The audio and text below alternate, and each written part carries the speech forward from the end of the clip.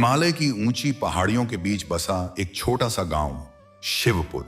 यह गांव समुद्र तल से लगभग 10,000 फीट की ऊंचाई पर स्थित था। चारों ओर बर्फ से ढकी चोटियां, गहरी घाटियां और घने देवदार के जंगल। गांव में मुश्किल से 200 घर थे, लेकिन उन घरों में रहने वालों के दिल उतने ही कठोर होते जा रहे थे जितनी ये पहाड़ियां। गांव के बीचों बीच एक प्राचीन शिव मंदिर था। कहा जाता था कि इस मंदिर को स्वयं भगवान शिव ने अपने हाथों से स्थापित किया था, लेकिन अब वहां केवल रीति रिवाज बचे थे, भक्ति नहीं। पुजारी बड़े बड़े अभिमान से भोग लगाते, लेकिन उनके दिल में भगवान के लिए प्रेम नहीं था। गांव वाले महाशिवरात्रि पर जोर शोर से जलाभिषेक करते, घंटे बजाते, लेकिन अपने पड़ोसी से बोलते तक नहीं थे। और इसी गांव में रहता था नंदी, एक गरीब लकड़हारा। उसके शरीर पर फटे हुए कपड़े, हाथों में छाले, पैरों में दरारें, लेकिन आंखों में एक अजीब सी चमक। नंदी ने कभी स्कूल नहीं देखा था, उसने कभी कोई पूजा का विधान नहीं पढ़ा था। वह न तो मंत्र जानता था, न तंत्र, न यंत्र। वह सिर्फ एक बात जानता था, भोलेनाथ मेरे हैं और मैं भोलेनाथ का हूं। हर सुबह सूरज निकलने से पहले नंदी उठता। ठंड इतनी होती कि पानी जम जाता, लेकिन वह नंगे पांव नदी तक जाता, एक छोटे से मिट्टी के घड़े में जल भरता और लौटता। रास्ते में कंकड़ पत्थर उसके पैर चीरते, लेकिन वह ओम नमः शिवाय का जाप करता रहता। गांव के बीच पुराने शिवलिंग पर वह जल चढ़ाता, बेलपत्र रखता और कहता, भोलेनाथ तुम्हारा नाम ही मेरा धन है। मेरे पास सोना नहीं, मोती नहीं, महल नहीं, बस यह ठंडा जल और यह प्यार। तुम्हें क्या चाहिए? तुमने कभी कहा कि बड़ा भोग चाहिए? तुम तो बिल्व पत्र पर रीझते हो, तुम तो मिट्टी पर दौड़े आते हो। लोग उसका मजाक उड़ाते थे। गांव के सेठ जगत राम ने एक बार कहा था, देखो इस नंदी को, एक फूटी कौड़ी नहीं है और शिव से बातें करता है। शिव को दूध चाहिए, घी चाहिए, फूल चाहिए, यह तो सिर्फ नाम लेता है। नंदी मुस्कुरा देता, उसे कोई गुस्सा नहीं आता था। वह सोचता, जो खुद ही शंकर है वह मुझे ही शंकर नहीं है। मेरा हर कण शिवमय है। मैं शिव हूं, तुम शिव हो। यह पत्थर शिव है, यह पानी शिव है। भाग दो, भगवान शिव का विस्तृत स्वरूप, जैसा आपने कहा। हाँ, तमाम आए, जय माता कथ भगवान को विस्तार से लिखो। अब मैं आपको भगवान शिव का इतना विस्तृत वर्णन देता हूं कि जैसे वे आपके सामने खड़े हों। भगवान शिव, जिन्हें भोलेनाथ, महादेव, शंकर, रुद्र, नटराज, अष्टोम, आशुतोष, कितने ही नामों से पुकारा जाता है। वे निराकार भी हैं और साकार भी, लेकिन साकार रूप में उनका शरीर गौर वर्ण के समान श्वेत है, बर्फ की तरह, चांदनी की तरह। उनका गला नीला है, नीलकंठ, क्योंकि उन्होंने सारे विष अपने गले में धारण कर लिए। उनके सिर पर जटाएं हैं, बिखरी हुई, घनी, अस्त व्यस्त, मानो कोई योगी हजारों वर्षों से ध्यान मग्न हो। उन जटाओं में से गंगा निकलती है, कोई नहीं जानता कैसे। गंगा का पानी नहीं गिरता, बहता है, और उस पर चंद्रदेव विराजमान है, अर्धचंद्र। उनके मस्तक पर त्रिनेत्र है, तीसरा नेत्र। जब खुलता है तत्ता है तो सृष्टि नष्ट हो जाती है, और जब बंद होता है तो प्रलय सो जाती है। उस तीसरे नेत्र से ज्ञान की ज्योति निकलती है, प्रकाश नहीं बल्कि वह प्रकाश जो अंधकार को भी जला डाले। उनके कानों में कुंडल हैं, एक तो मकराकृति का, दूसरा साधारण, एक प्रकृति का प्रतीक दूसरा पुरुष का। उनके कंठ में सर्प लिपटा है, वासुकी नाग, जो मृत्यु का प्रतीक है, लेकिन वे मृत्यु को गहने की तरह पहनते हैं। उनके शरीर पर राख लगी है, मसाण की राख, यानी मृत्यु का भस्म। उन्हें मृत्यु से प्रेम है, क्योंकि वे मृत्यु के पार हैं। चार भुजाएं हैं, ऊपर वाले दाहिने हाथ में डमरू, जिससे एओएम नाद उत्पन्न होता है। नीचे वाले दाहिने हाथ का मुद्रा अभय मुद्रा, डरो मत, मैं हूं। ऊपर वाले बाएं हाथ में अग्नि, जो सब कुछ भस्म कर देगी। नीचे वाले बाएं हाथ में त्रिशूल, जो तीनों गुणों सत्व, रजस, तमस का नाश करता है। उनकी कमर पर व्याघ्र चर्म, बाघ की खाल, जिस पर वे विराजमान हैं, और उनके पांव में नूपुर हैं। एक पैर उठा हुआ है, एक जमीन पर। यह उनका नटराज रूप है। वे नृत्य कर रहे हैं, आनंद तांडव। सृष्टि, स्थिति, संहार सब एक नृत्य है। उनकी आंखें अर्ध खुली हैं, न पूरी बंद न पूरी खुली, क्योंकि वे इस दुनिया में भी हैं और इससे परे भी। उनके रूप को देखते ही मन शांत हो जाता है, और जब उनके तीसरे नेत्र की ओर देखो तो सारे संसार के भ्रम नष्ट हो जाते हैं और वे आसानी से मिल जाते हैं। उन्हें कोई संकोच नहीं। वे आते हैं, कभी साधु बनकर, कभी भिखारी बनकर, कभी लकड़हारे के सपने में। उन्हें फूलों से नहीं, फूलों की गंध से काम नहीं। उन्हें बस एक सच्ची पुकार चाहिए। भाग 3। अमावस्या की रात, तूफान, संकट और साधु का आगमन। अब कथा को आगे बढ़ाते हैं। शिवपुर में वह रात आई, अमावस्या की रात। आकाश में न तो चांद था न तारे। घने काले बादल इतने नीचे उतर आए कि लग रहा था मानो पहाड़ खुद आसमान को पी रहे हों। नंदी उस दिन जंगल से लकड़ी काटकर लौटा था। रास्ते में उसने देखा हिरण भाग रहे हैं, आई बाई पक्षी चीख रहे हैं, सांप अपने बिल से बाहर आ रहे हैं। पहाड़ों से अजीब सी गड़गड़ाहट आ रही थी, जैसे धरती के भीतर कुछ टूट रहा हो। गांव के मुखिया सेठ जगत राम ने आदेश दिया, सब अपने घरों में रहो, दरवाजे बंद करो। लेकिन नंदी मंदिर की ओर भागा। उसने सोचा, भोलेनाथ ने कहा है मेरे भक्त को कभी डर नहीं लगता, मैं उनके पास जाऊंगा। बारिश शुरू हुई, पहले बूंदें, फिर मूसलाधार। बिजली गिरने लगी, आसमान से आग बरस रही थी। फिर अचानक पहाड़ों से पानी का बहाव आया। भूस्खलन नहीं बल्कि जल प्रलय। पेड़ उखड़ गए, पत्थर लुढ़कने लगे, गांव के घर डगमगाने लगे, लोग चीखने लगे, बचाओ बचाओ, हम डूबेंगे। वे सब मंदिर की ओर भागे। मंदिर सबसे ऊंची जगह पर था। जैसे ही आखिरी व्यक्ति मंदिर के दरवाजे पर पहुंचा, पानी का वेग इतना बढ़ गया कि पूरा गांव उजड़ गया। लेकिन मंदिर एक द्वीप की तरह खड़ा रहा। तभी मंदिर के भीतर रखा विशाल शिवलिंग चमकने लगा। पहले हल्की सी रोशनी, फिर तेज, जैसे 1000 सूर्य एक साथ उदित हो गए हों। पूरा मंदिर एओ एम नमः शिवाय की ध्वनि से गूंज उठा। हालांकि वहां कोई बोल नहीं रहा था। लोग डर गए, औरतें रोने लगीं, बच्चे चीखे। तभी ही एक रहस्यमयी साधु प्रकट हुआ। कोई नहीं जानता कि वह कहां से आया। वह शिवलिंग के ठीक सामने खड़ा था। उसके शरीर पर भस्म रगड़ी थी, माथे पर त्रिपुंड, जटाएं बिखरी हुई, गले में रुद्राक्ष, हाथ में त्रिशूल, और उसकी आंखें, उनमें कोई भाव नहीं था, सिर्फ अनंत शून्यता। वह साधु बोला। उसकी आवाज इतनी गहरी थी कि मंदिर की दीवारें कांप गईं। सुनो शिवपुर के वासियों, तुम भक्ति का दिखावा तो करते हो लेकिन प्रेम नहीं करते। तुम मंदिर बनाते हो लेकिन मंदिर में रहते नहीं। लेकिन आओ, आज तुम्हारे बीच एक ऐसा है जिसने सच्चे मन से शिव को पुकारा है। केवल वही इस संकट से तुम सबको बचा सकता है। सबने एक दूसरे को देखा।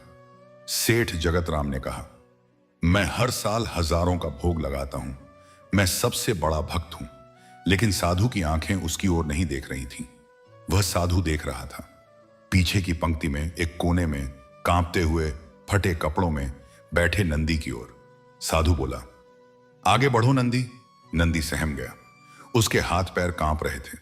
उसने सोचा, मुझे क्यों बुला रहे हैं, मैं क्या करूंगा। लेकिन पैर चल पड़े। वह बिना इच्छा के उठा और शिवलिंग के पास पहुंच गया। तब नंदी ने आंखें बंद कर ली और उसने कहा, भोलेनाथ, तू जानता है मेरा मन। मैं पढ़ा नहीं हूं, मुझे मंत्र नहीं आते, लेकिन तूने मुझसे कहा था जो मुझे प्यार करता है मैं उसके साथ हूं। भोलेनाथ, अगर मेरी भक्ति सच्ची है तो इस गांव को बचा ले। मैं तो मर सकता हूं, लेकिन ये बच्चे, ये बूढ़े। इसके बाद जो हुआ वह चमत्कार था। नंदी की बातें मंदिर की दीवारों से टकराकर आसमान तक पहुंच रही थीं। उसके आंसू जमीन पर गिर रहे थे और हर आंसू में एक पूरी प्रार्थना समाई थी। उसने कोई मंत्र नहीं पढ़ा, कोई तंत्र नहीं बोला, कोई यंत्र नहीं दिखाया। बस इतना कहा, भोलेनाथ, तू जानता है मेरा मन। और फिर जो हुआ वह किसी ने सपने में भी नहीं सोचा था। भाग 4। प्रलय के बीच प्रकट हुए महादेव, चमत्कार का विस्तार। जैसे ही नंदी ने अपनी बात पूरी की, उसी क्षण आसमान में तेज गर्जना हुई, इतनी भयानक कि जैसे 1000 सिंह एक साथ दहाड़े हों। लेकिन उस गर्जना में डर नहीं था, उसमें एक अलौकिक शक्ति थी, एक ऐसी ध्वनि जो सीधे हृदय में उतरती थी। मंदिर के बाहर बहता हुआ पानी, जो अब तक सब कुछ बहाकर ले जा रहा था, अचानक रुक गया। रुकना तो क्या, वह दो हिस्सों में बंट गया, ठीक वैसे ही जैसे कभी सागर राम के लिए बांटा था। पानी की दीवारें बन गईं और उनके बीच से एक सूखा रास्ता निकल आया, जो सीधा मंदिर से होता हुआ पहाड़ी की चोटी तक जाता था। लेकिन इतना ही नहीं, पानी के उस पार जहां कभी पूरा गांव बसा था, अब केवल मलबा था। लेकिन उस मलबे के ठीक बीच में एक अकेला पीपल का पेड़ खड़ा था, जो कभी नंदी के घर के पास था। और उस पेड़ की एक डाली पर एक चिड़िया अपने बच्चों को पंखों से ढंक के बैठी थी। पानी ने उसे नहीं छुआ था। कोई नहीं जानता था कि कैसे। गांव के बूढ़े पुजारी, जिनका नाम था विश्वनाथ शास्त्री, उनकी आंखों से पानी बह रहा था। उन्होंने अपनी आंखें मली, सोचे क्या किया है ना, सोचा कि यह कोई माया है। लेकिन जब उन्होंने देखा कि मंदिर के सामने खड़ा वह साधु अब वहां नहीं था, बल्कि उसकी जगह शिवलिंग से एक अद्भुत तेज प्रकाश फैल रहा था, तो उनके पैर जमीन पर आ गिरे। वे बोले, यह कोई साधु नहीं था, यह स्वयं भोलेनाथ थे। वे आए, देखा कि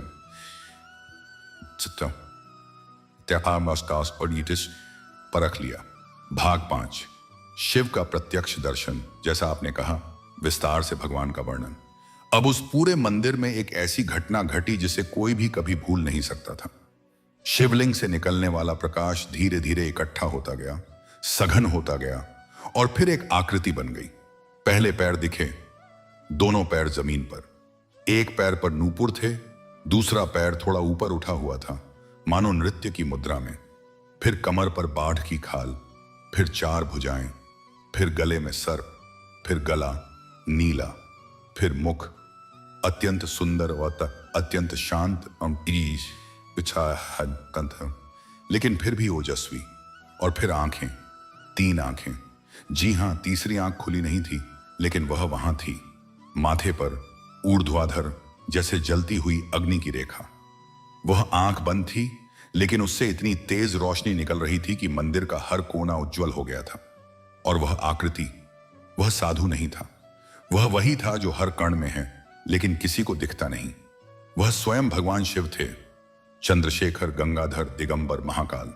लेकिन सबसे अद्भुत बात यह थी कि उनके मुख पर एक मुस्कान थी, वह मुस्कान जो नंदी के लिए थी। उन्होंने सबकी ओर देखा, पर उनकी निगाहें केवल नंदी पर टिकी थीं। नंदी अब तक घबरा गया था। उसने कभी सोचा भी नहीं था कि वह भगवान को इस रूप में देखेगा। उसके हाथ पैर कांप रहे थे, वह गिर पड़ा। लेकिन भगवान शिव ने कहा, उठो नंदी, जो मुझसे सच्चा प्रेम करता है वह कभी नहीं गिरता। और फिर भगवान शिव बोलने लगे। उनकी वाणी इतनी मधुर थी कि मानो हजारों वीणाएं एक साथ बज रही हों, और इतनी गंभीर थी कि मानो सारे ब्रह्मांड की गूंज उसमें समाई हो। नंदी, तूने मुझे सिर्फ नाम से पुकारा, बिना फूल के, बिना धूप के, बिना दूध के, बिना बड़े बड़े भोग के। तूने सिर्फ अपना मन दिया, और वही मैं चाहता हूं। जो मुझे पत्र, पुष्प, फल, जल अर्पित करता है, मैं उसकी भक्ति स्वीकार करता हूं। लेकिन जो मुझे अपना मन अर्पित करता है, मैं उसका हृदय बन जाता हूं। भाग 6, गांव वालों का पश्चाताप और नंदी का उत्तर। अब गांव के सभी लोग, जिन्होंने नंदी का मजाक उड़ाया था, जिन्होंने उसे पागल कहा था, जिन्होंने कहा था सिर्फ नाम लेने से क्या शिव मिल जाएंगे, वे सब रो रहे थे। सेठ जगत राम, जो सबसे अमीर आदमी था, जिसके घर में सोने के पात्र थे, जो हर महीने नए नए भोग लगाता था, वह आगे बढ़ा। उसके घुटने जमीन पर लग गए। वह फफक फफक कर रोने लगा। वह बोला, भगवान, मैंने ही नंदी का सबसे अधिक उपहास किया था। मैंने कहा था, इस गरीब को शिव क्या देंगे, लेकिन आज मैं देख रहा हूं कि आपने उसे सब कुछ दे दिया, अपना दर्शन दे दिया। और मुझे तो आपने अपने सपने में भी नहीं बुलाया। मेरा अपराध क्षमा करो। भगवान शिव मुस्कुराए। उन्होंने कहा, जगत राम, मैंने तुम्हें भी देखा है, तुम्हारे द्वारा लगाए गए हर भोग को देखा है, लेकिन तुमने कभी अपने मन में मुझसे बात नहीं की। तुमने कभी मुझसे प्रश्न नहीं किया, तुमने कभी मुझसे शिकायत नहीं की। तुमने सिर्फ रस्में अदा की। मुझे रस्में नहीं चाहिए, मुझे रिश्ता चाहिए। तब नंदी उठा। उसके अंदर एक अजीब सा साहस आ गया था। वह सीधा भगवान शिव के सामने खड़ा हो गया और बोला, भोलेनाथ, तू यहां क्यों आया? तू तो हर जगह है, तू तो मेरे भीतर है, तू तो इस पत्थर में है, तू तो इस पानी में है, तू तो इस हवा में है। फिर तूने यह रूप क्यों धारण किया? क्या तूने सोचा कि मैं नहीं पहचानूंगा? मैं तो तुझे हर रोज देखता हूं। जब मैं सुबह जल लाता हूं तो जब मैं जंगल में लकड़ी काटता हूं, जब मैं रात को भूखा सोता हूं, तू वहां भी था। तो अब इस रूप की क्या जरूरत थी? सब लोग सन्न रह गए। नंदी भगवान से इस तरह बात कर रहा था जैसे कोई मित्र करता है, कोई प्रियतम करता है, कोई पुत्र पिता से करता है। भगवान शिव की आंखों में आंसू आ गए। हाँ, भोलेनाथ के तीनों नेत्रों से आंसू बह निकले। वे बोले, नंदी, तू सही कहता है, मैं हर जगह हूं, लेकिन जहां सच्चा प्रेम होता है वहां मैं रूप धारण कर लेता हूं, क्योंकि मैं भी चाहता हूं कि कोई मुझे इस तरह पुकारे जैसे तूने पुकारा, कोई मुझसे इस तरह बात करे जैसे तू कर रहा है। मैं हजारों वर्षों से तपस्या कर रहा हूं। तुम लोग सोचते हो मैं ध्यान में हूं, लेकिन मैं तो बस इस क्षण की प्रतीक्षा कर रहा हूं जब कोई मुझसे बिना किसी लालच के, बिना किसी डर के, बिना किसी आशा के सिर्फ प्रेम से बात करे। और तूने वह कर दिखाया। भाग 7, संकट का पूर्णतः अंत और गांव का पुनर्निर्माण। विस्तृत चमत्कार। फिर भगवान शिव ने अपना त्रिशूल उठाया। उस त्रिशूल के अग्रभाग से एक नीली ज्योति निकली और पानी के उस बहाव की ओर बढ़ी जो अब तक 2 भागों में बांटा हुआ था। उस ज्योति ने पानी के एक भाग को धीरे धीरे वापस पहाड़ों की ओर खींच लिया और दूसरे भाग को पृथ्वी के अंदर समा जाने का आदेश दे दिया। जमीन सूख गई। जहां कभी पानी की धाराएं बह रही थीं, वहां अब हरी घास उगने लगी। यह कोई साधारण घास नहीं थी। यह वही घास थी जिसे दूर्वा कहते हैं, जो शिव किसी जो शिव को अत्यंत प्रिय है। और फिर भगवान शिव ने डमरू बजाया। उस डमरू की ध्वनि से हर मिट्टी के कण में नई जान आ गई। पानी में बहे हुए घर फिर से अपने स्थान पर खड़े हो गए, बिल्कुल वैसे ही जैसे पहले थे। फटे हुए कपड़े ठीक हो गए, टूटे हुए बर्तन जुड़ गए, बिखरे हुए अनाज अपने स्थान पर लौट आए। यहां तक कि एक बूढ़ी औरत का वह धागा भी जो बह गया था उसकी अंगुली में आकर बंध गया। लेकिन सबसे बड़ा चमत्कार था मंदिर के बाहर। जहां कभी नंदी बैठता था वहां एक विशाल बेलपत्र का वृक्ष उग आया। उस वृक्ष पर हर पत्ते पर ओम लिखा हुआ था और उस पेड़ की जड़ों में से एक छोटी सी धारा निकली जो बाद में एक नदी बन गई। उस नदी का पानी कभी खत्म नहीं हुआ। भाग 8, शिव का उपदेश। पूरे गांव के लिए अंतिम संदेश। अब भगवान शिव ने सबकी ओर देखा, बूढ़े जवान, बच्चे, औरतें, पुजारी, सेठ, गरीब, सबको। उन्होंने अपनी बाएं भुजा बढ़ाई और सबको आशीर्वाद दिया। फिर बोले, सुनो शिवपुर के निवासियों, मैं इसी गांव में रहता हूं, हर घर में, हर कण में। लेकिन तुमने मुझे देखना बंद कर दिया था। तुम मंदिर में आते थे लेकिन अपने घर में मुझे छोड़ आते थे। तुम पूजा करते थे लेकिन अपने पड़ोसी से झगड़ते थे। तुम फूल चढ़ाते थे लेकिन अपनी बातों से कांटे बोते थे। मुझे तुम्हारे फूल नहीं चाहिए, मुझे तुम्हारे दिल का फूल चाहिए, वह फूल जो कभी मुरझाता नहीं। मुझे तुम्हारी बेलपत्र नहीं चाहिए, मुझे तुम्हारी वह पत्ती चाहिए जो तुम किसी की पीड़ा पर बहा देते हो। मुझे तुम्हारा जल नहीं चाहिए, मुझे तुम्हारे आंसू चाहिए जो जो तुम किसी के दुख में बहाते हो। याद रखो, मैं वहां रहता हूं जहां प्रेम है, मैं वहां नाचता हूं जहां त्याग है, मैं वहां सोता हूं जहां शांति है, और मैं मैं वहां प्रकट होता हूं जहां एक सच्चा भक्त मुझे पुकारता है। भले ही वह लकड़हारा हो, भले ही वह भिखारी हो, भले ही वह व्यक्ति हो जिसे संसार नकार चुका हो। फिर भगवान शिव ने नंदी के सिर पर हाथ रखा। नंदी के शरीर में से एक अद्भुत रोशनी निकली। वह रोशनी इतनी तेज थी कि सबको लगा मानो नंदी भी शिव हो गया हो। भगवान बोले, नंदी, आज से तू मेरा नाम ही नहीं, मेरा रूप भी है। जो कोई तुझ में मुझे देखेगा वह मुझे पालेगा, और जो कोई तुझसे प्रेम करेगा मुझको मुझे प्रेम करेगा। भाग 9, शिव का अंतर ध्यान और बचा हुआ चिन्ह। यह कहकर भगवान शिव मुस्कुराए। उनका शरीर धीरे धीरे पारदर्शी होने लगा। पहले उनकी भुजाएं, फिर मुख, फिर त्रिशूल, फिर वह चंद्रशेखर, फिर वह गंगाधर। सब कुछ प्रकाश में विलीन हो गया। लेकिन एक चीज रह गई। मंदिर के फर्श पर, ठीक उस स्थान पर जहां वे खड़े थे, एक त्रिशूल का निशान और एक डमरू की आवाज की गूंज। वह गूंज आज भी उस मंदिर में सुनाई देती है, पुराने लोग कहते हैं। और उसी शिवलिंग पर जहां नंदी रोज जल चढ़ाता था, वहां निशान रखता था मैं, वहां अब एक छोटा सा निशान बन गया, मानो किसी ने अपना अंगूठा लगाया हो।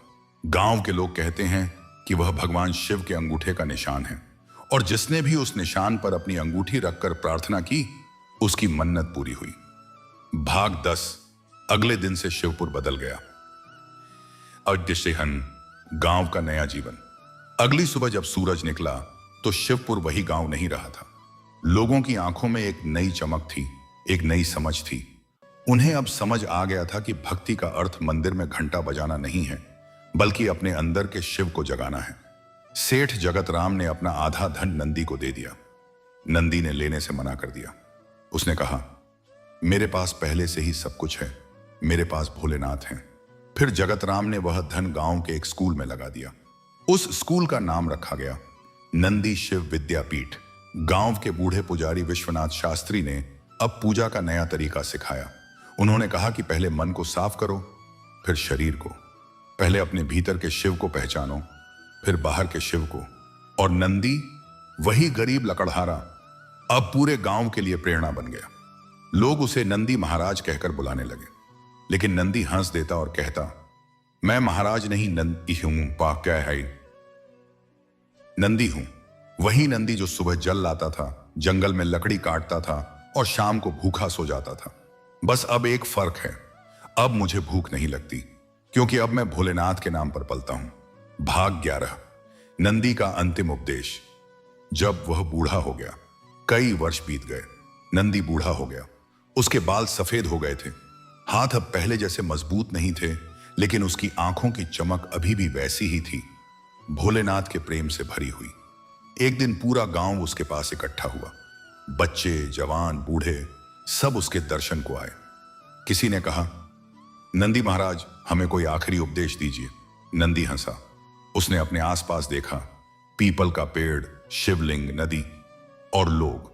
उसने कहा, मैं कोई उपदेश नहीं दूंगा, मैं तो सिर्फ एक बात कहूंगा, वही जो मैं रोज कहता था। भोलेनाथ, मेरे पास देने को कुछ नहीं, बस आपका नाम है।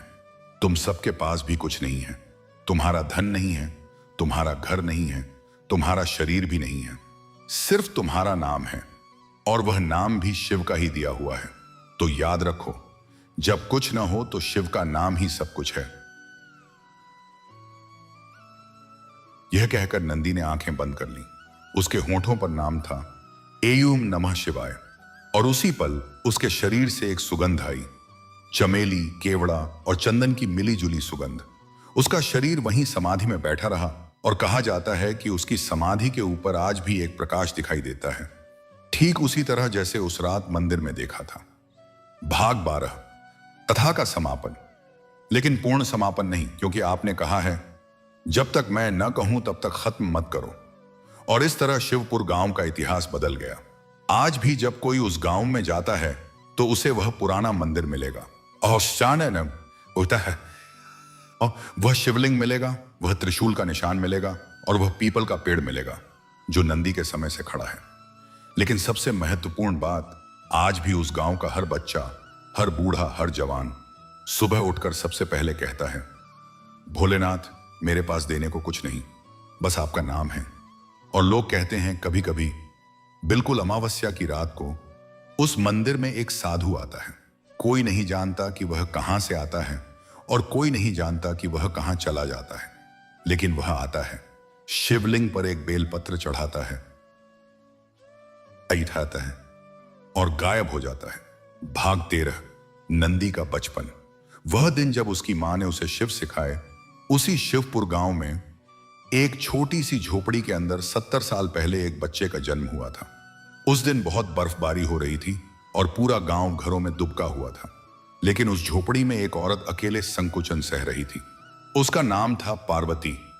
हाँ, ठीक सुना, उसका नाम देवी पार्वती के नाम पर रखा गया था। वह बहुत गरीब थी। उसका पति जंगल में लकड़ी काटते हुए एक दिन गिर गया और कभी वापस नहीं लौटा। तब से वह अकेली थी। उस रात जब नंदी का जन्म हुआ तो उसके मुंह से पहली आवाज रोना नहीं थी, वह आवाज थी AUM की। पार्वती चौंक गई। उसने सोचा यह कोई माया है, लेकिन जब उसने बच्चे को अपनी गोद में लिया ये तो उसके हाथ जुड़े हुए थे, ठीक वैसे ही जैसे कोई भगवान को प्रणाम कर रहा हो। पार्वती ने आंसू बहाते हुए कहा, भोलेनाथ, तूने मुझे वह दे दिया जो मैंने कभी मांगा नहीं था। तूने मुझे एक साधु दे दिया। और सच में जैसे जैसे नंदी बड़ा हुआ, वह कभी रोता चिल्लाता नहीं था। भूख लगती तो चुपचाप अपनी मां की ओर देखता। रात को सोते समय वह अपनी मां का दूध पीने से पहले एक बार ऐसे ही आसमान की ओर देखता, जैसे किसी को याद कर रहा हो। पार्वती अक्सर पड़ोसियों से कहती, यह बच्चा साधारण नहीं है, यह शिव का वरदान है। पड़ोसी हंसते, पार्वती तू पागल हो गई है, यह तो लकड़हारे का बच्चा है। पार्वती चुप हो जाती। वह नंदी को गोद में लेकर मंदिर जाती और बैठ जाती। वह नंदी से कहती, बेटा, यह शिवलिंग है, यह कोई पत्थर नहीं है। यह तुम्हारे पिता हैं, तुम्हारे माता हैं, तुम्हारा सब कुछ है। जब मैं नहीं रहूंगी तब भी यह रहेगा, इसका भी मत भूलना। नंदी 5 साल का था जब उसकी मां बीमार पड़ गई। उसके पास दवा के लिए पैसे नहीं थे। वह गांव गांव भटका, लेकिन किसी ने मदद नहीं की। सेठ जगत राम के दरवाजे पर वह रोया, लेकिन सेठ ने कहा, जाओ, यहां भीख मांगने का जगह नहीं है। नंदी वापस आया और अपनी मां के पास बैठ गया। उसकी मां की सांसें धीरे धीरे चल रही थीं। उसने नंदी का हाथ पकड़ा और कहा, बेटा, चाय आ गए, अब तक बेटा मैं जा रही हूं, लेकिन तू अकेला नहीं है। भोलेनाथ है ना, उन्हीं से बात करना, उन्हीं को रोना, उन्हीं को अपना सब कुछ समझना। और फिर उसकी मां ने आंखें बंद कर ली।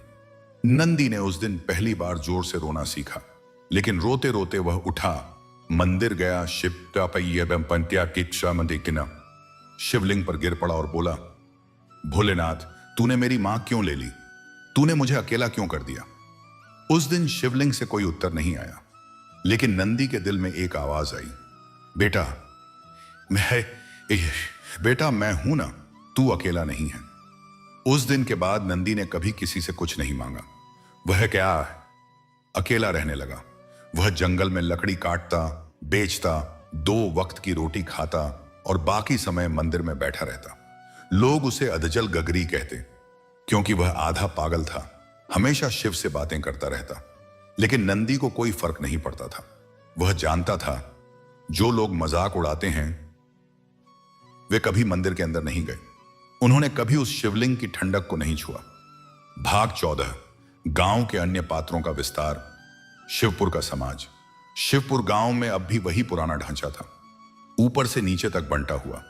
सेठ जगत राम, जिसके पास 3 बड़े घर थे, 11 भैंसे और गांव की आधी जमीन। उसकी पत्नी सुशीला देवी, बड़े पेट वाली, बड़े गहने वाली और बड़े अहंकार वाली। उसका बेटा मोहन, गांव का इकलौता पढ़ा लिखा आदमी, जिसने शहर तक पढ़ाई की थी, लेकिन शहर से सिर्फ महंगे कपड़े और बुरी आदतें लाया था। फिर थे पुजारी विश्वनाथ शास्त्री, उम्र 80 के पार, आंखें कमजोर लेकिन याददाश्त तेज। वह संस्कृत के विद्वान थे, उन्हें सारे शास्त्र कंठस्थ थे, लेकिन उनकी समस्या यह थी कि वह नियमों के इतने बंधन में आ गए थे कि भक्ति का सहज भाव भूल गए थे। वह कहते, बिना मंत्र के पूजा अधूरी है, बिना शुद्ध के जल अशुद्ध है, बिना विधान के भोग व्यर्थ है। और फिर थी नंदी के पड़ोस में रहने वाली बुढ़िया मैना, जिसके पास कुछ नहीं था, लेकिन वह नंदी को अपने बेटे की तरह प्यार करती थी। उसकी अपनी कोई संतान नहीं थी। उसका पति भी पहले ही स्वर्गवास हो चुका था। वह नंदी के लिए रोटी बनाकर रख देती थी, चुपके से उसके फटे कपड़े सिल देती थी। नंदी कभी धन्यवाद नहीं कहता, लेकिन हर सुबह वह मैना के दरवाजे पर एक जंगली फूल रख जाता था। और था बालक रमेश, 10 साल का, सेठ जगत राम के यहां मजदूरी करने वाला गरीब बच्चा।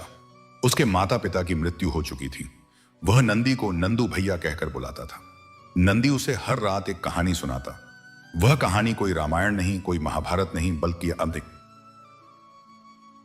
अपने मन की कहानी होती। एक बार भोलेनाथ जंगल में घूम रहे थे। उन्हें एक लकड़हारा मिला। लकड़हारे ने कहा, भगवान तुम इतने सुंदर कैसे हो? भोलेनाथ ने कहा, मैं सुंदर इसलिए हूं क्योंकि मुझे सब सुंदर दिखता है। रमेश हंसता और सो जाता। भाग 15, भगवान शिव के अन्य रूपों का विस्तृत वर्णन। अलीशा, जैसा आपने पूछा, चूंकि आपने कहा था भगवान को विस्तार से लिखो, तो अब मैं शिव के कुछ प्रमुख रूपों का वर्णन करता हूं जो इस कथा के संदर्भ में महत्वपूर्ण है। पहला रूप, भैरव। भैरव शिव का वह उग्र रूप है जो बुराई का नाश करने के लिए प्रकट होते हैं। उनका वाहन कुत्ता है और उनके हाथ में त्रिशूल और खप्पर होता है। उनकी आंखें लाल होती हैं, क्रोध से नहीं बल्कि करुणा से, क्योंकि वह क्रोध केवल उन लोगों के लिए है जो निर्दोषों को सताते हैं। उस अमावस्या की रात जब पानी का बहाव आया तो भैरव ही वह शक्ति थे जिसने पानी को दो भागों में काटा, क्योंकि जहां प्रेम है वहां शिव सौम्य है, लेकिन जहां अराजकता है वहां शिव भैरव बन जाते हैं। दूसरा रूप, नटराज। नटराज का अर्थ है नृत्य का राजा। चिदंबरम के मंदिर में उनका यह रूप विराजमान है। एक पैर ऊपर उठा हुआ, एक पैर राक्षस पर, चार भुजाएं, डमरू, अग्नि, अभय मुद्रा। उनके नृत्य का अर्थ है सृष्टि का निर्माण, पालन और संहार सब एक ही लय में है। नंदी जब मंदिर में बैठता और अपनी आंखें बंद करता तो वह नटराज का नृत्य देखता। हालांकि उसे इसका नाम तक नहीं पता था। वह बस देखता कि कैसे पूरा ब्रह्मांड नाच रहा है। पेड़ नाच रहे हैं, पक्षी नाच रहे हैं, उसका अपना दिल नाच रहा है। तीसरा रूप, दक्षिणामूर्ति। यह शिव का वह रूप है जो चुप बैठे रहते हैं और फिर भी सारे शास्त्र सिखा देते हैं। चार शिष्य उनके चारों ओर बैठे होते हैं और वे मौन में ज्ञान देते हैं। वह मौन ही सबसे बड़ा उपदेश है। नंदी का पूरा जीवन ही एक दक्षिणामूर्ति की तरह था। उसने कभी किसी को कुछ नहीं सिखाया, लेकिन उसे देखकर लोग शांत हो जाते थे। उसकी मौन आंखें ही काफी थीं। चौथा रूप, अर्धनारीश्वर। आधा शिव, आधा पार्वती। यह रूप बताता है कि पुरुष और स्त्री एक ही सिक्के के दो पहलू हैं। पार्वती के बिना शिव अधूरे हैं और शिव के बिना पार्वती अधूरी हैं। जब नंदी अपनी मां को याद करता था तो वह अर्धनारीश्वर की तरफ देखता और सोचता, मां अब भी मेरे अंदर है, वह शक्ति है और मैं शिव। पांचवां रूप, महाकाल। समय का देवता। शिव ही वह हैं जो समय को नियंत्रित करते हैं। उनके त्रिशूल के एक कोने पर भूत, वर्तमान और भविष्य तीनों काल बांधे हैं। जब नंदी कहता था, भोलेनाथ मेरे पास देने को कुछ नहीं, तो वह वास्तव में कह रहा था, मैं तुम्हें अपना भूत, वर्तमान और भविष्य दे रहा हूं और यही सबसे बड़ा दान है। भाग 16। उस अमावस्या की रात का और भी विस्तार, हर सेकंड का चित्रण। अब मैं उस रात को फिर से लेता हूं, लेकिन अब हर पल को इतना धीमा और इतना गहरा करता हूं कि जैसे वह रात अभी भी चल रही हो। रात के ठीक 9 बज रहे थे। नंदी अपनी झोपड़ी में बैठा था। उसने एक रोटी बनाई थी, आटा खत्म हो चुका था। उसने जंगली जड़ें मिला ली थीं। वह रोटी खाते हुए बाहर आया, आसमान की ओर देखा। कोई चांद नहीं, कोई ताने ननी आना चांद नहीं, कोई तारा नहीं। इतना अंधेरा कि हाथ को हाथ न दिखे। तभी एक अजीब सी हवा चली। गर्म हवा नहीं, ठंडी भी नहीं, एक ऐसी हवा जो शरीर को नहीं बल्कि आत्मा को छू रही थी। नंदी ने अपने कंधे सिकोड़े और मुस्कुराया। वह बोला, भोलेनाथ तू कुछ करने वाला है आज, मुझे पता है। जब भी ऐसी हवा चलती है तू कहीं ना कहीं आता है। पिछली बार ऐसी हवा तब चली थी जब मैंने अपनी मां को खोया था। आज क्या करने वाला है? उसने रोटी खत्म की, हाथ धोए और मंदिर की ओर चल पड़ा। रास्ते में उसे कुछ अजीब लगा। हर पत्थर, हर पेड़, हर पत्ता सब उससे बात कर रहा था। पीपल का पेड़ बोला, नंदी आज सावधान रहना। नदी बोली, नंदी आज मैं उफान पर हूं।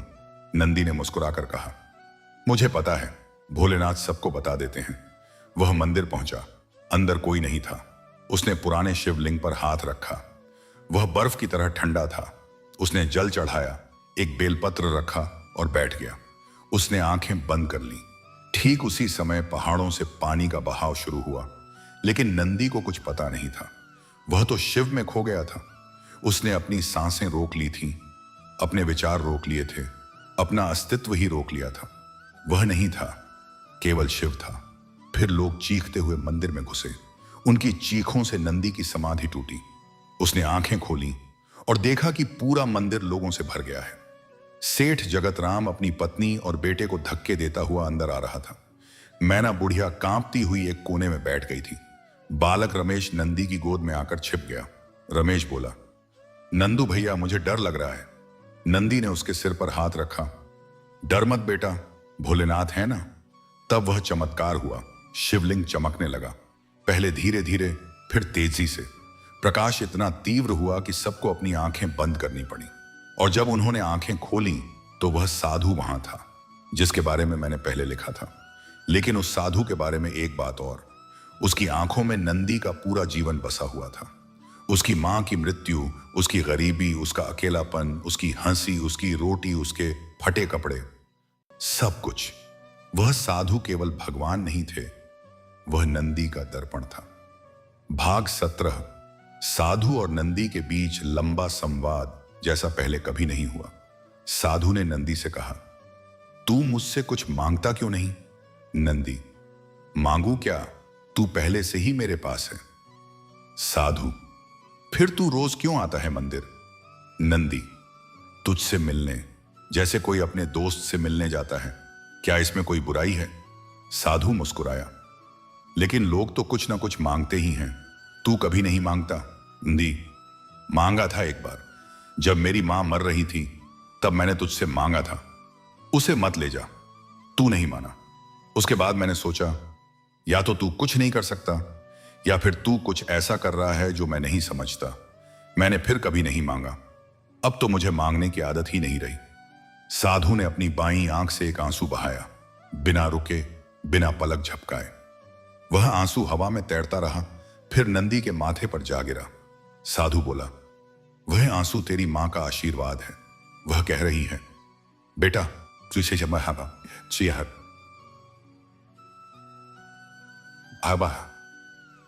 आज देता है पान।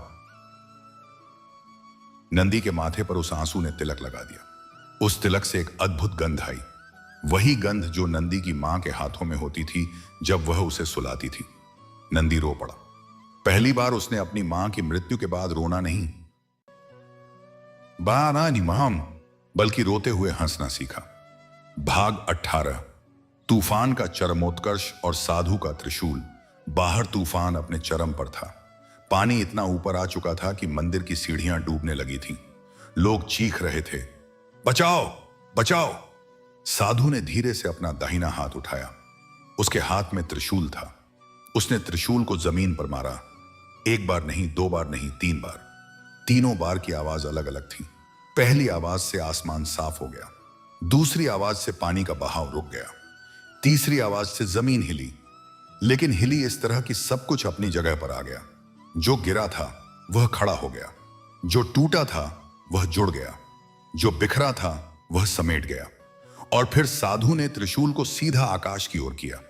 त्रिशूल के अग्रभाग से एक नीली ज्योति निकली जो सीधे बादलों के बीच जा घुसी। बादल फट गए, लेकिन बारिश नहीं हुई, बल्कि फूल बरसे। सफेद, पीले, लाल, नीले, रंग बिरंगे फूल। पूरा आसमान फूलों से भर गया। लोगों ने अपने हाथ फैलाए, फूल पकड़े, सूंघे।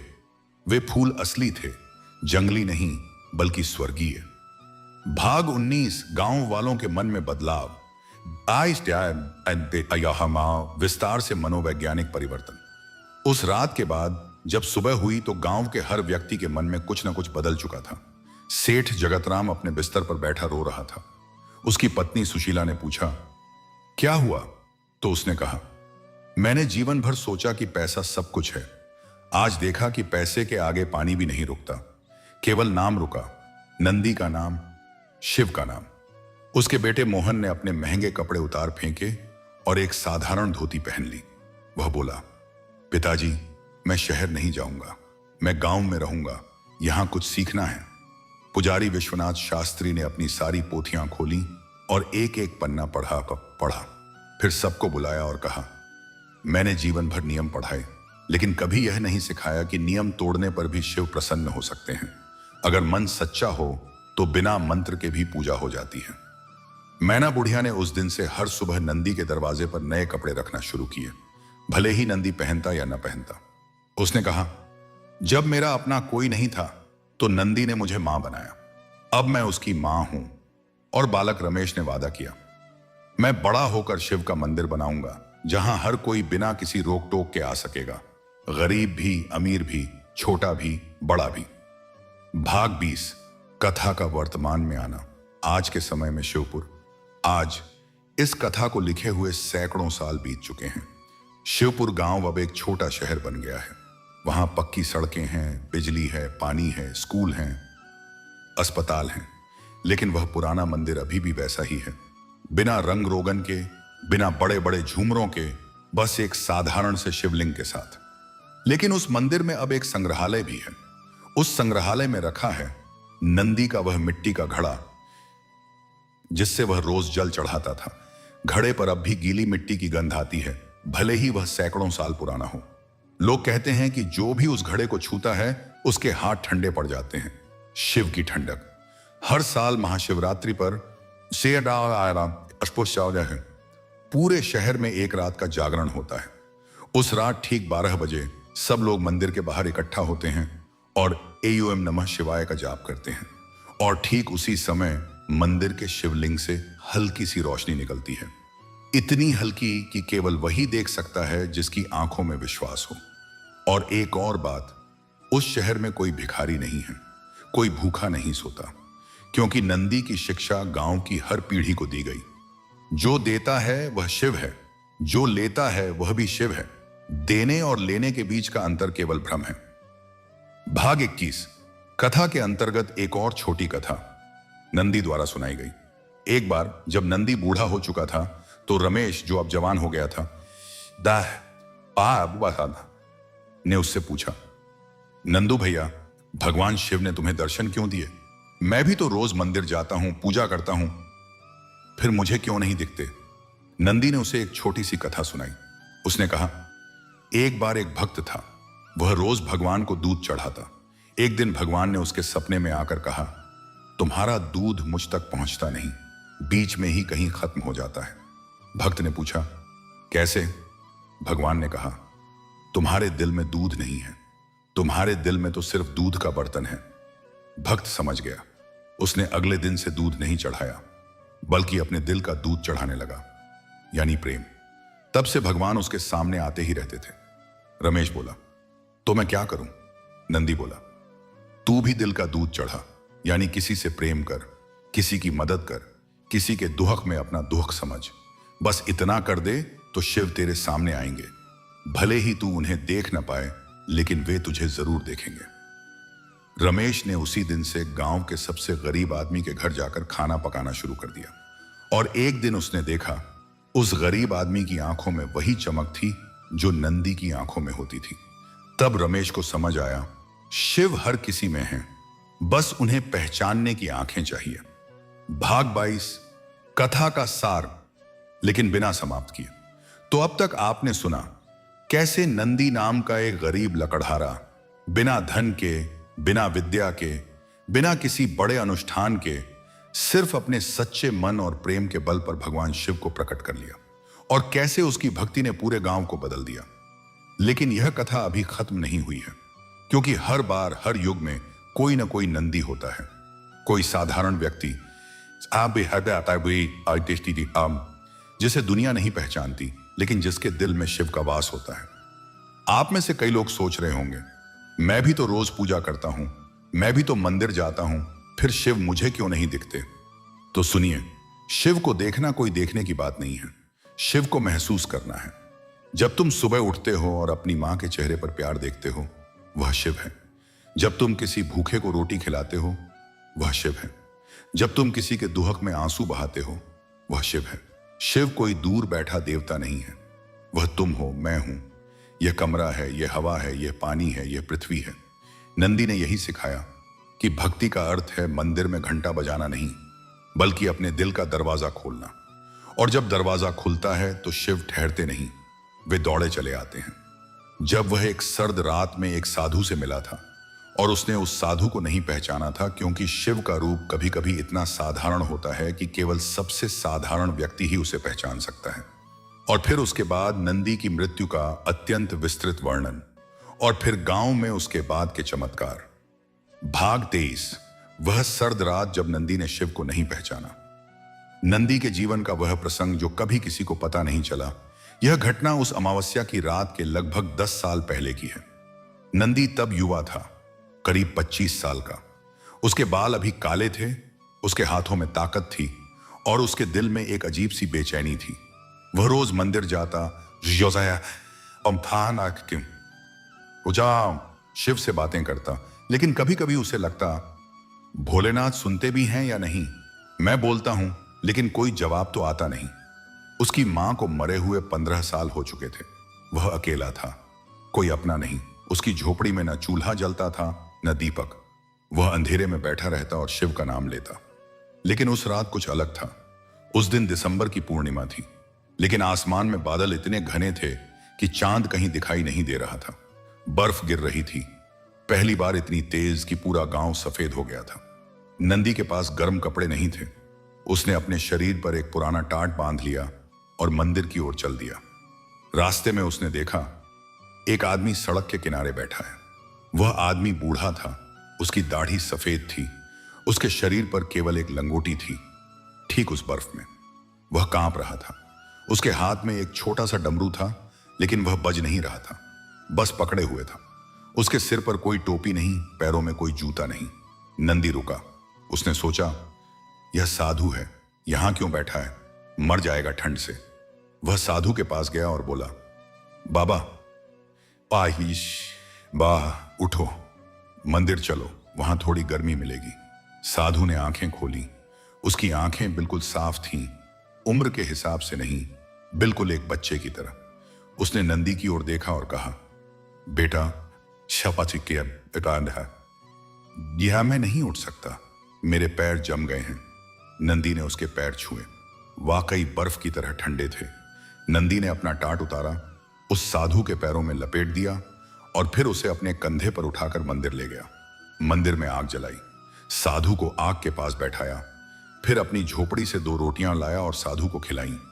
साधु ने रोटी खाई, पानी पिया और फिर कहा, बेटा तूने मेरी मदद की, मैं तुझे वरदान देना चाहता हूं, मांग क्या चाहिए। नंदी ने कहा, बाबा मुझे कुछ नहीं चाहिए, मेरे पास सब कुछ है, भोलेनाथ है ना।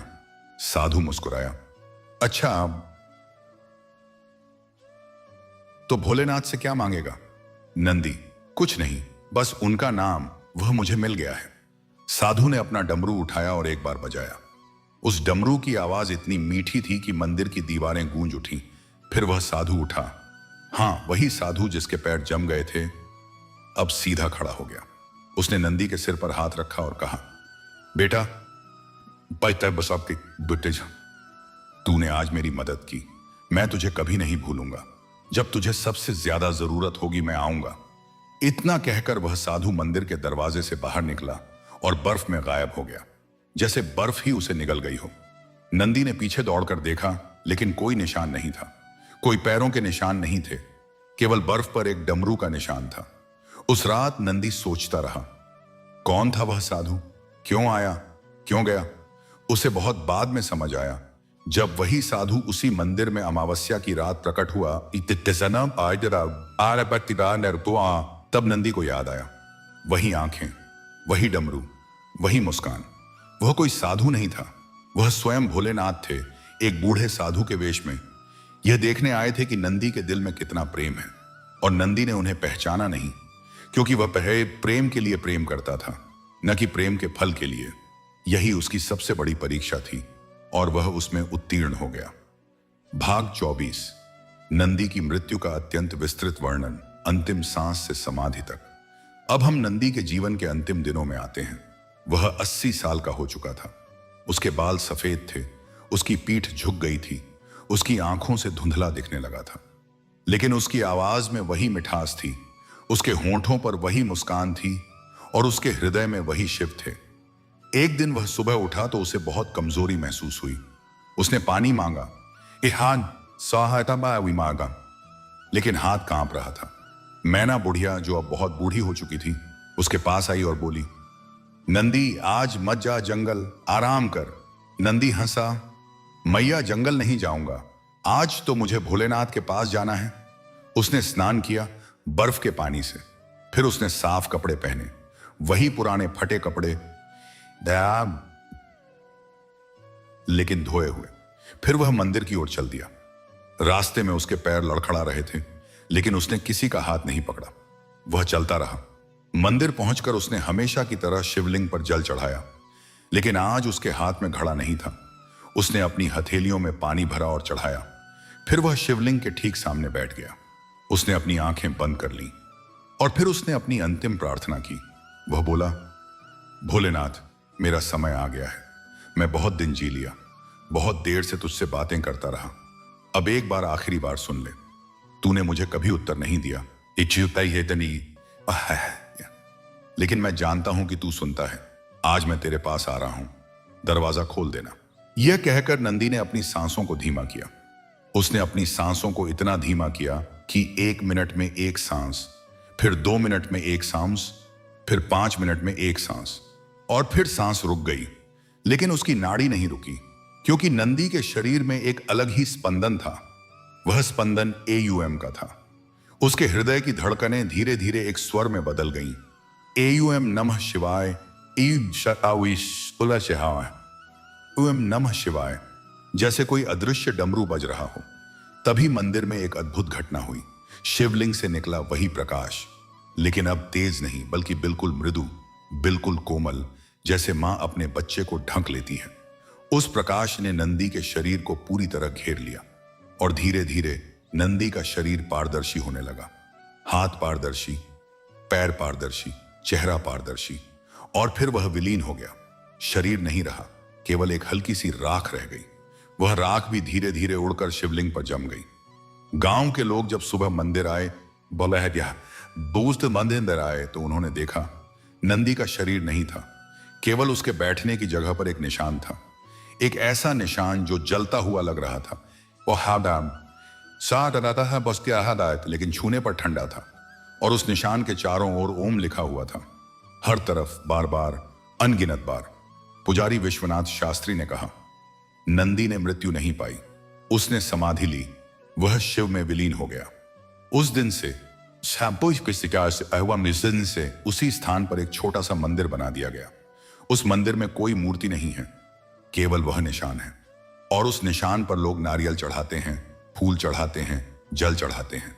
कहा जाता है कि जो भी उस निशान पर अपना माथा टिकाता है, उसे नंदी की आवाज सुनाई देती है, भोलेनाथ, मेरे पास देने को कुछ नहीं, बस आपका नाम है। भाग 25, नंदी के बाद के चमत्कार, दूसरे गांवों की कहानियां। नंदी के विलीन होने के बाद शिवपुर गांव का नाम दूर दूर तक फैल गया। लोग दूसरे गांवों से, गुस्वे, दूसरे राज्यों से, यहां तक कि दूसरे देशों से भी आने लगे। हर कोई उस मंदिर के दर्शन करना चाहता था जहां एक गरीब लकड़हारे ने शिव को प्रकट कर दिया था। लेकिन सबसे बड़ा चमत्कार तब हुआ जब एक बार फिर से पूरे क्षेत्र में सूखा पड़ा। 3 साल तक बारिश नहीं हुई, नदियां सूख गईं, खेत बंजर हो गए, जानवर मरने लगे। लोगों ने हवन किए, यज्ञ किए, बलि दी, कुछ नहीं हुआ। तब गांव के बुजुर्गों ने कहा, नंदी से प्रार्थना करो। सब लोग उस छोटे से मंदिर में इकट्ठा हुए जहां नंदी समाधि में था। उन्होंने उस निशान पर जल चढ़ाया और कहा, नंदी महाराज, तुम्हारे भोलेनाथ से कहो हमें पानी दें। उसी रात पूरे गांव के लोगों ने एक सपना देखा। नंदी उनके सपने में आया, बिल्कुल वैसा ही जैसा जीवन में था, फटे कपड़ों में, हाथ में जल का घड़ा लिए। वह मुस्कुराया और बोला, तुमने नंदी को पुकारा, लेकिन नंदी तो सिर्फ नाम है। उस नाम के पीछे शिव हैं। शिव को पुकारो, बस एक बार सच्चे मन से कहो, भोलेनाथ, हमें पानी दे दो। अगली सुबह लोगों ने वैसा ही किया। पूरे गांव ने एक साथ AUM नमः शिवाय का जाप किया, इतनी तेज आवाज में कि पहाड़ गूंज उठे। और ठीक उसी समय आसमान में काले बादल छा गए, बिना किसी चेतावनी के, बिना किसी हवा के। और फिर बारिश हुई, इतनी जोर से कि पूरे 3 साल का सूखा एक ही दिन में खत्म हो गया। नदियां फिर से बहने लगीं, खेत हरे हो गए, जानवरों की प्यास बुझी। तब से हर साल उसी दिन पूरा गांव जलाभिषेक करता है, लेकिन शिवलिंग पर नहीं, पर नहीं, बल्कि पूरे गांव की जमीन पर। वे कहते हैं, पूरी पृथ्वी ही शिवलिंग है, इसे सींचो। भाग 26, एक और प्रसंग। जब एक चोर ने नंदी के मंदिर में चोरी करने की कोशिश की, यह घटना नंदी के विलीन होने के 50 साल बाद की है। उस समय शिवपुर एक छोटे से कस्बे में बदल चुका था। नंदी का मंदिर अब बहुत प्रसिद्ध था। लोग दूर दूर से दर्शन को आते थे और चढ़ावे में बहुत सा धन चढ़ाते थे। वह धन मंदिर के एक कमरे में रखा जाता था। एक रात एक चोर आया। उसका नाम था भीमा। वह आसपास के गांवों में मशहूर चोर था। उसने सोचा, इस मंदिर में तो ढेर सारा पैसा है, मैं चुरा लूंगा। आनिदे महता मताहे ने न्याय थे। वह आंधी रात को मंदिर में घुसा। मंदिर के अंदर अंधेरा था, सिर्फ एक दीपक जल रहा था। नंदी की समाधि के पास भीमा सीधा उस कमरे की ओर बढ़ा जहां पैसा रखा था। लेकिन जैसे ही उसने कमरे का दरवाजा खोला, उसने देखा अंदर एक आदमी बैठा है। वह आदमी फटे कपड़ों में था, उसके हाथ में जल का घड़ा था और वह मुस्कुरा रहा था। भीमा डर गया। उसने कहा, तू कौन है? वह आदमी बोला, मैं नंदी हूं, यह मेरा घर है। भीमा ने कहा, नंदी तो मर गया 50 साल पहले। वह आदमी हंसा, जो शिव में विलीन हो गया वही हक आया। वह कभी नहीं मरता। मैं यहां रोज आता हूं रात को, जब सब सो जाते हैं। मैं देखता हूं कि मेरे मंदिर में कौन आता है। भीमा के हाथ पैर कांपने लगे। वह गिर पड़ा और बोला, मुझे माफ कर दो, मैं चोर हूं, मैंने बहुत बुरे काम किए हैं। नंदी या उसका आभास उठा, भीमा के पास गया, उसके सिर पर हाथ रखा और बोला, तू चोर है, यह मैं जानता हूं, लेकिन तू आज रात यहां आया, इसका मतलब तू कुछ ढूंढ रहा है, सिर्फ पैसा नहीं, कुछ और। बता क्या चाहिए? भीमा रो पड़ा। मैं जीवन भर चोरी करता रहा, मेरी पत्नी ने मुझे छोड़ दिया, मेरे बच्चे मुझसे नफरत करते हैं, मैं अकेला हूं, मुझे शांति चाहिए। नंदी ने कहा, शांति चोरी से नहीं मिलती, चोरी छोड़ने से मिलती है। कल से तू यहां आ जा, मंदिर की सफाई कर, भक्तों की सेवा कर, धीरे धीरे तेरा मन साफ हो जाएगा। भीमा ने वैसा ही किया। अगली सुबह से वह मंदिर आने लगा। पहले लोग डरते थे, यह चोर यहां क्या कर रहा है, लेकिन धीरे धीरे उन्होंने देखा भीमा बदल रहा था। उसकी आंखों में वही चमक आ गई जो कभी नंदी की आंखों में थी। कुछ सालों बाद, उस दान बनेगी आने बाद, भीमा मंदिर का मुख्य सेवक बन गया। जब उससे पूछा जाता, तुम कैसे बदले, तो वह कहता, नंदी ने मुझे सिखाया, चोरी करने वाला वह नहीं है जो दूसरों का धन लेता है, चोरी करने वाला वह है जो अपने दिल को लूटता है। मैंने अपना दिल वापस पा लिया। बहादुर भाग 27। कथा में और भी प्रसंग। जब नंदी ने एक मूक बच्चे को आवाज दी। नंदी के जीवन काल की ही एक और घटना। जब नंदी लगभग 50 साल का था तो गांव में एक बच्चा पैदा हुआ जो बोल नहीं सकता था। उसके माता पिता बहुत दुखी थे। उन्होंने डॉक्टरों को दिखाया, झाड़ फूंक करवाई, मंदिर मंदिर घूमे, कुछ नहीं हुआ। बच्चा बड़ा होता गया, लेकिन उसके मुंह से एक शब्द भी नहीं निकला। एक दिन उस बच्चे की मां नंदी के पास आई और रोने लगी। नंदी, तुम शिव से बात करते हो, मेरे बच्चे से कहो कुछ बोले। नंदी ने बच्चे को गोद में लिया। बच्चे ने नंदी की ओर देखा। उसकी आंखों में कोई दुहक नहीं था, सिर्फ जिज्ञासा थी। नंदी ने बच्चे को शिवलिंग के पास ले जाकर बिठाया। फिर नंदी ने बच्चे के कान में धीरे से कहा, बोल AUM। बच्चे के मुंह से पहली बार आवाज निकली, एयम AUM नमः शिवाय।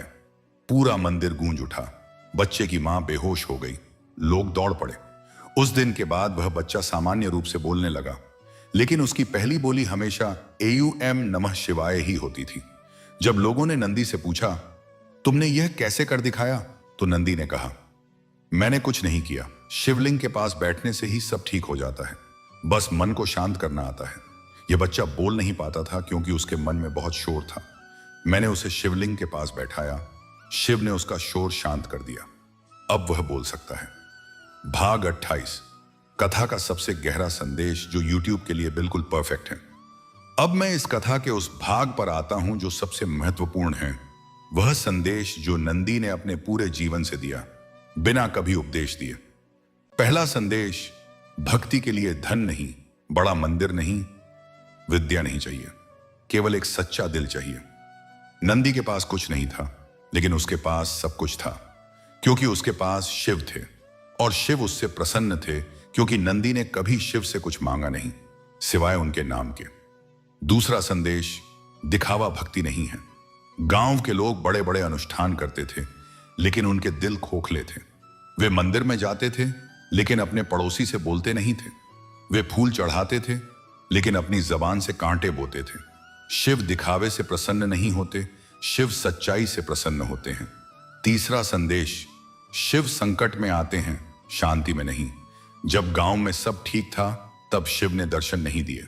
जब तूफान आया, जब सब कुछ डूब रहा था, तब शिव आए, क्योंकि शिव स्वयं संकट के देवता हैं। वे प्रलय में रहते हैं, सृष्टि में नहीं। इसलिए जब तुम संकट में हो तो समझ जाना, शिव तुम्हारे सबसे करीब हैं। चौथा संदेश, भक्ति का अर्थ है समर्पण। नंदी ने कभी शिव से नहीं कहा, मुझे यह दे दो, वह दे दो। उसने सिर्फ इतना कहा, मेरे पास देने को कुछ नहीं, बस आपका नाम है। यही सच्चा समर्पण है। यह स्वीकार करना कि तुम्हारे पास कुछ नहीं है और जो कुछ है वह भी शिव का ही है। पांचवा संदेश, गरीबी भक्ति में बाधा नहीं है, बल्कि वरदान है। नंदी गरीब था, इसलिए उसके पास खोने को कुछ नहीं था। अमीर लोग अपने धन, अपने मान, अपने घर के बारे में सोचते हैं, वे शिव के बारे में नहीं सोच सकते। गरीब के पास खोने को कुछ नहीं होता, इसलिए वह पूरी तरह से शिव को समर्पित हो सकता है। छठा संदेश, शिव हर किसी में है। नंदी ने कभी किसी से भेदभाव नहीं किया। सेठ भी उसके लिए शिव थे, चोर भी शिव थे, बच्चा भी शिव था, बुढ़िया भी शिव थी। उसने सबको शिव की आंखों से देखा, और यही सबसे बड़ी साधना है, हर प्राणी में भगवान को देखना। भाग 29, कथा का वर्तमान में आना और आगे का विस्तार अभी खत्म नहीं। आज इस कथा को लिखे हुए हजारों साल बीत चुके हैं। शिवपुर अब एक विशाल तीर्थ स्थल है। लाखों लोग हर साल वहां आते हैं, लेकिन गांव के बीचों बीच वह छोटा सा मंदिर आज भी वैसा ही है, बिना किसी बदलाव के।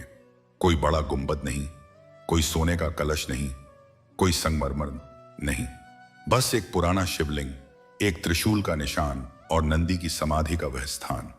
और आज भी हर सुबह उस मंदिर का पुजारी शिवलिंग पर जल चढ़ाते हुए कहता है, भोलेनाथ, मेरे पास देने को कुछ नहीं, बस आपका नाम है। यह परंपरा नंदी से चली आ रही है, और यह तब तक चलेगी जब तक इस धरती पर कोई भक्त रहेगा। मैंने अब तक निम्नलिखित भाग विस्तार से लिखे हैं। एक, शिवपुर और नंदी का परिचय दो। भगवान शिव का विस्तृत स्वरूप 5 रूपों सहित। 3, अमावस्या की रात और तूफान 4, साधु का आगमन और शिव का प्रकट होना 5, गांव का उद्धार और चमत्कार 6, शिव का उपदेश 7, नंदी का बचपन और उसकी मां 8, गांव के अन्य पात्रों का विकास 9, नंदी की वह रात जब उसने साधु को नहीं पहचाना 10, नंदी की मृत्यु, समाधि का विस्तार 11, नंदी के बाद के चमत्कार, सूखा, चोर, मूक बच्चा 12, कथा के 6 गहरे संदेश। आगे और क्या जोड़ा जा सकता है? नंदी और रमेश के बीच और भी संवाद। आहा पशईर पशाओ, बचपन से लेकर रमेश के युवा होने तक शिवपुर के अन्य गांवों में कथा का प्रसार। एक और प्रसंग, जब एक विद्वान पंडित ने नंदी को परखने की कोशिश की। नंदी द्वारा बताई गई और छोटी कथाएं, जैसे भक्त प्रहलाद से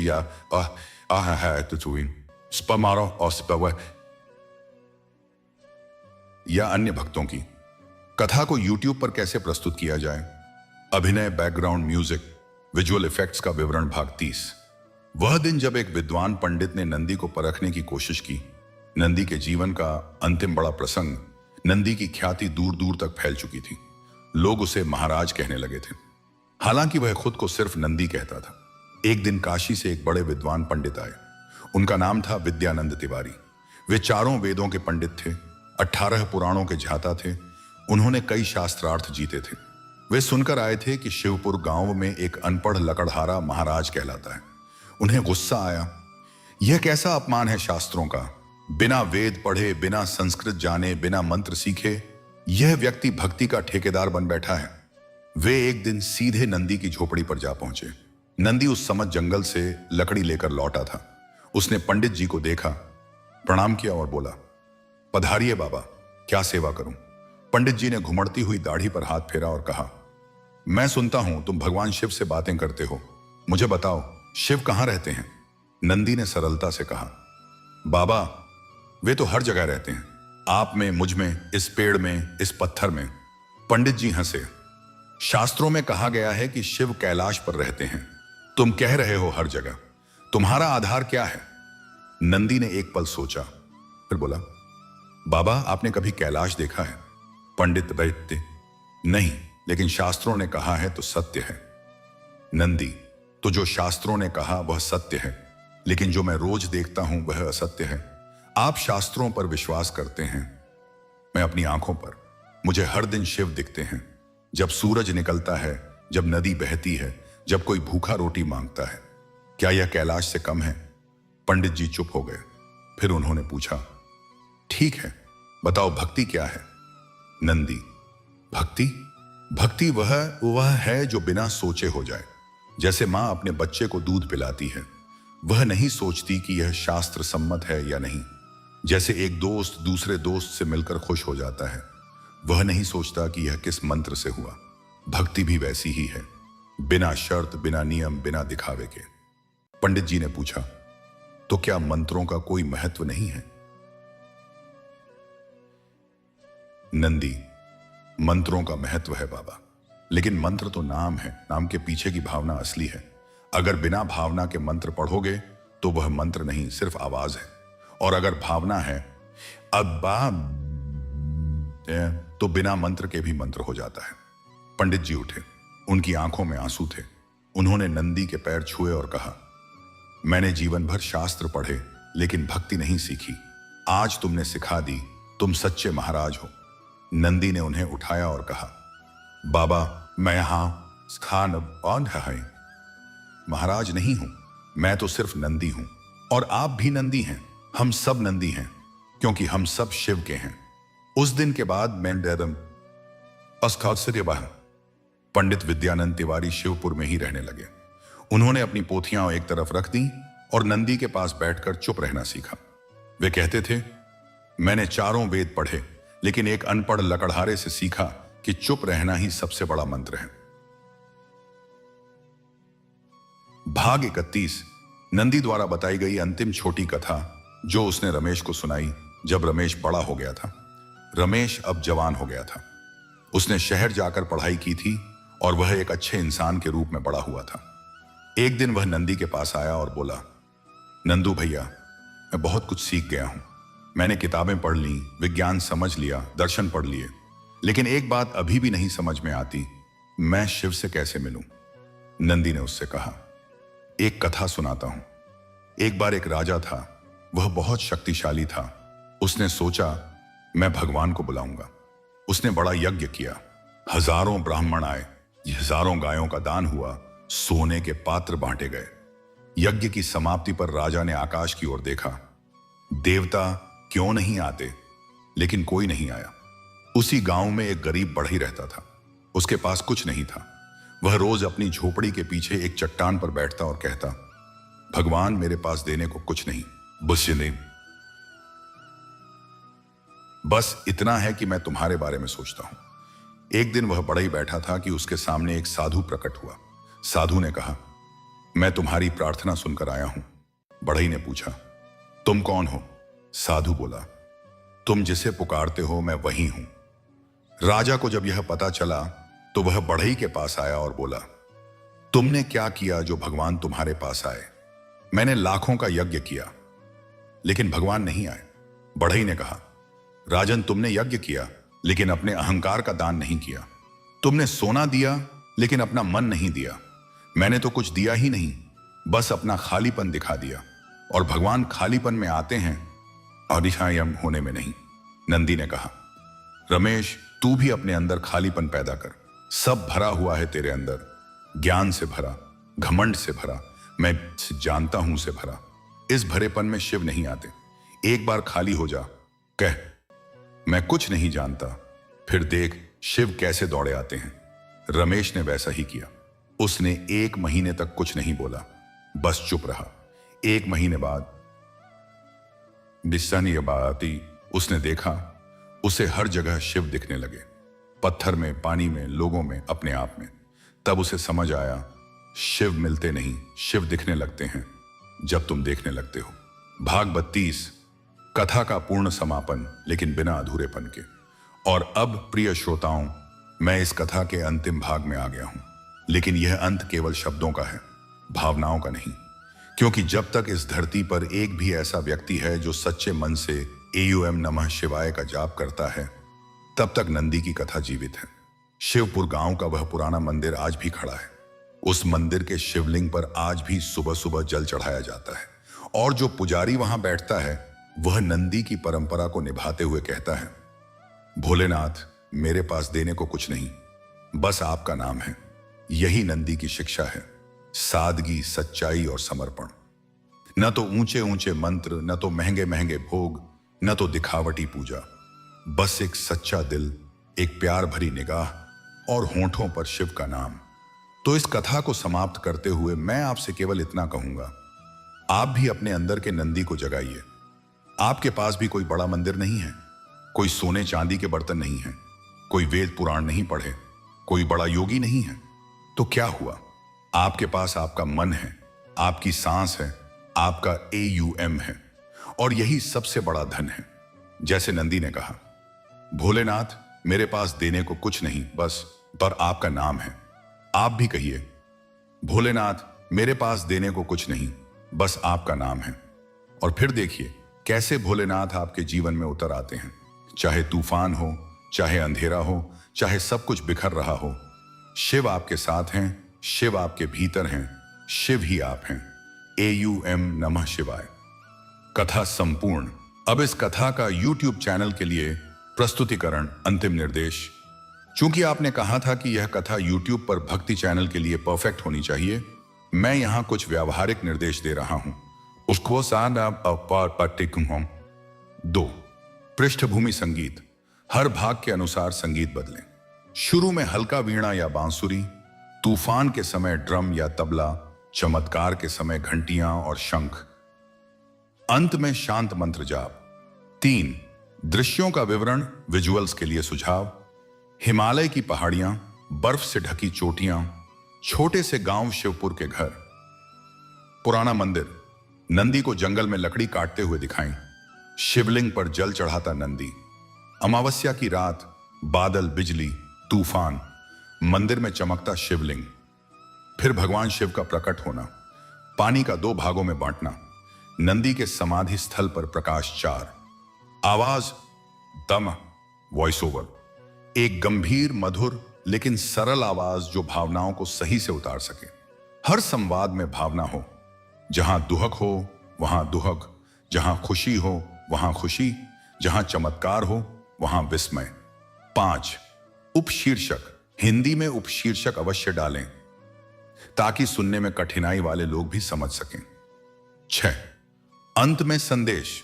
कथा के अंत में 2 से 3 मिनट का संदेश अवश्य रखें, जैसा मैंने दिया है। लोगों को बताएं कि वे अपने जीवन में इस कथा को कैसे उतार सकते हैं। कुसाई के पास आसपास मैंने 7, प्रार्थना के साथ खत्म करें। ओम नमः शिवाय के जाप के साथ कथा को बंद करें। धीरे धीरे फीड होता हुआ ध्वनि।